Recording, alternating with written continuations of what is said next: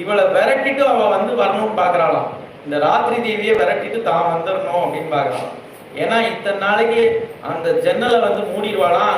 அங்கதான் தூங்கிட்டு இருப்பா. சந்தியா தேவி உள்ளே வந்து பார்க்க முடியாது.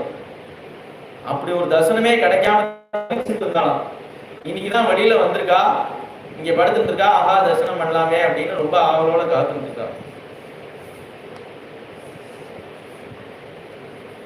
இந்த குழந்தைகளை வந்து முதல்ல அவர் தான் எழுப்புறார். கௌசல்யா தினமுமே எழுப்பியிருப்பா. ஆனா அவர் வந்து இந்த கௌசல்யாவை நினைவு மூட்டியே எழுப்பலாம். ஏன்னா நம்ம அழைச்சின்னு வந்திருக்கோங்கிறது ஒண்ணு தெரியணும். கௌசல்யா இங்க இல்லைங்கிறது தெரியணும்.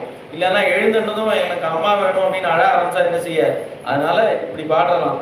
கௌசல்யா சுப்ரஜா ராமா பூர்வா சந்தியா பிரவர்த்ததே உத்திஷ்ட நரசார்தூல கர்த்தவ்யம் தெய்வமான்